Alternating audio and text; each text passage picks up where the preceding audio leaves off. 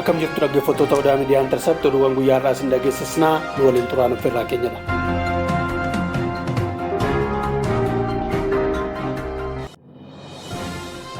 Dhiibbaa gama hundaan irra ga'aa jiru irraa ka'uun ABO shaneen baay'inaan harka kennachaa jiru jedhame.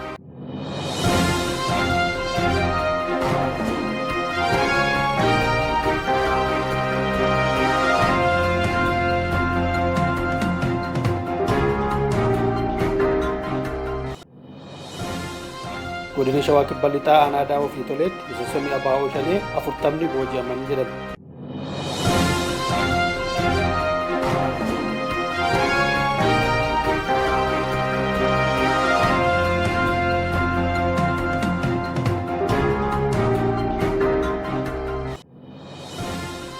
Naannoo Amaaraa Gojjam Bahaatti faannoon Amaaraa bosona jiran 500 ol dhukaasa meeshaalee gurguddoon barbadaa'uun himame.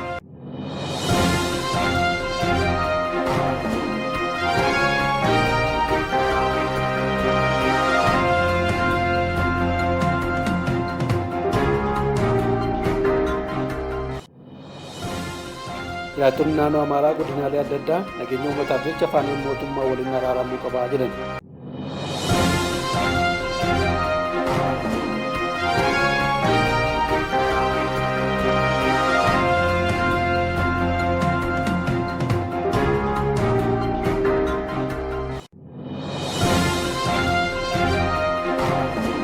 Egaa dhaggeeffattoota keenyaa amma oduu bal'inaan isin dhageessuutti dabarraatii turtiin keessan dhufaanaa ta'u.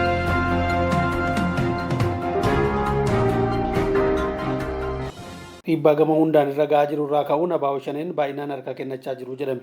Godina Wallagga Lixaa fi Qeellam Wallaggaa aanaalee garaagaraa keessatti dhiibbaa gama adda addaa irra ga'aa jiru dandamachuu dadhabuun ABO shaneen baay'inaan meeshaalee waraanaa hidhatan waliin harka kennachaa jiraachuu ragaan godina kanaa lamaan irraa ba'ee ni addeessa. Waamicha abbootii gadaa dhaga'uu tarkaanfii raayyaan ittisa biyyaa fudhataa jiru cimaa dhufuu fi waliigaltee dhabuu keessoo isaanii akka karaa nagaan galan godheera kan jedhe ragaa koomishinii poolisii Oromiyaati. Bu'uuruma kanaan godina Wallagga Lixaa aanaa Boojii Birmajii, aanaa Gullisoo, Qeellam Wallaggaa, aanaa Gidaamii fi aanaa Anfillootti ABO shaneen 160 ol harka kennachuu qaamoleen nageenya mootummaa hojii olaantummaa seeraa mirkaneessuu irratti bobba'an eeraniiru. Kana malees meeshaalee waraanaa adda addaa fi rasaasni hedduun akkasumas boombii fi shugguxii waliin harka kennachuu isaanii eerameera. Kanneen karaa nagaan harka kennachuu didan immoo akka malee dugugamaa jiraachuu odeeffannoon raayyaa ittisa biyyaa irraa ba'ee ni ibsa.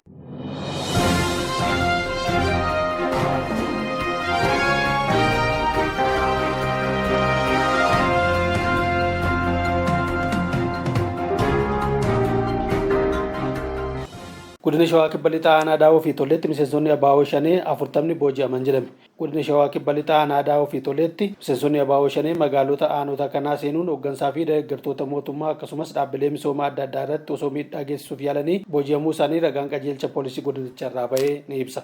Shororkeessitoonni kun aanaalee kana keessa dhukatanii tarkaanfii suukanneessaa fudhachuuf osoo yaalanii opereeshinii qindaa'aa raayyaan ittisa biyyaa fi qaamolee nageenyaa aanota kanaa geggeessaa turaniin miseensonni ABO shanee 40 ol booji'amuu ragaan godinicha irraa ba'ee ni addeessa. Dhimma kana irratti jiraattonni aanaa Tolee tokko yaadanuuf kennaniin aanaan Tolee aanaa biyya goototaa akka Baalchaa Saafoo diina Oromoo Xaaliyaanii jilgeenfachiise gadheen maqaa Oromoo waammattu quba itti buusuu hin dandeessu jechuun himan. Uummanni aanaa Tolee saamtota kana ofirraa dhorkuuf humna guddaa akka qabus dubbataniiru.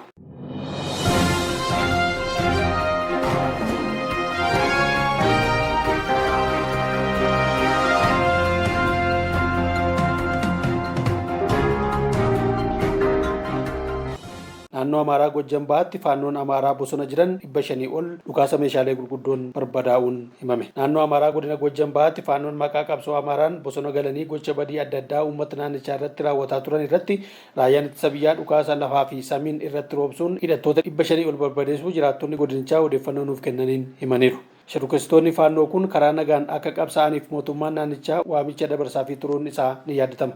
Haaluma kanaan faannoon kun waamicha mootummaa naannichaa tuffachuun miidhaa uummata irraan gahuu waan itti fufaniif jaarsoleen biyyaa fi abbootiin amantaa kaampii qabsoo isaanii qaamaan adda baasuun raayyaa ittisa biyyaaf kennaniin tarkaanfii keessa deebii hin qabne irratti fudhatamuu jiraattonni naannichaa tokko dubbataniiru. Tarkaanfii kanaan hidhattoonni kaampicha keessa jiran meeshaalee waraanaa isaanii waliin guutummaa guutuutti barbadeeffamuun dhaga'ame.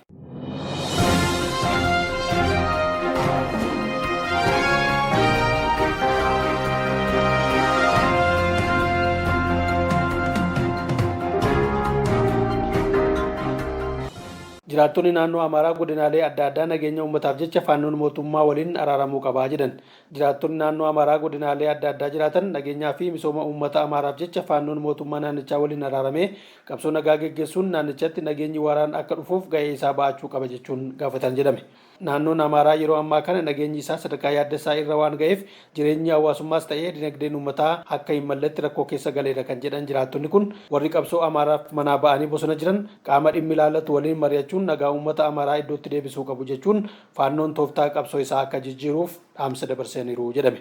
Haaluma kanaan naannoo Amaaraa keessatti waraana qaama kaminuu geggeeffamu kan hin deeggarre ta'uu uummanni naannichaa odeeffannoo nuuf kennaniiru.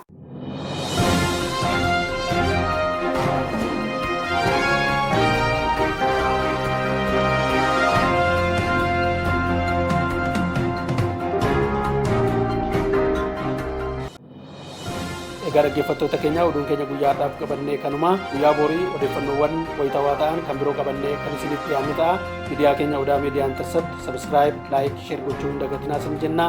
Oolmaa gaarii isin hawwina.